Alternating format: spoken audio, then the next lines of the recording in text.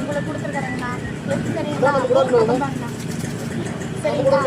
இந்த மாதிரி சிறப்பாக இருக்கணுங்க. ஆனாங்களா வாழ்வாதாரமே கிடையாது.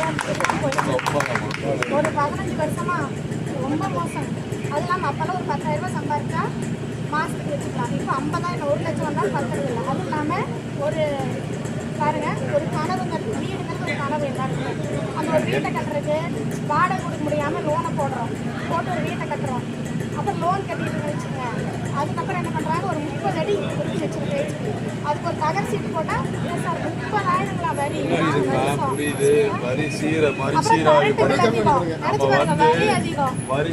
மறுசீராய்வு பண்ணது அறிவித்தோம்.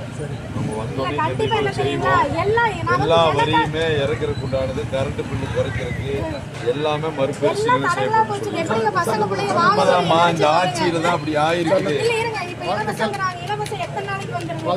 வராது.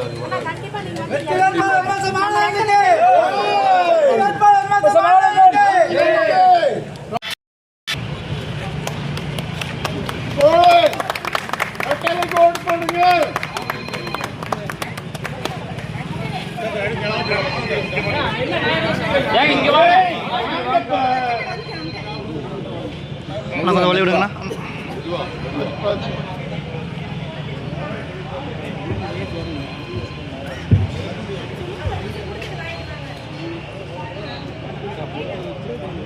பொட்டு வச்சு கீழே விடு.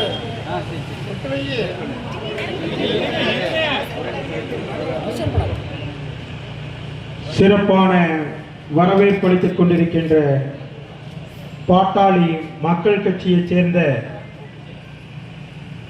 செல்வம் வந்து சொல்லுங்க. யாரும் ஷாலினி செல்வம். அப்புறம் செல்வம் யாருன்னு சொன்னா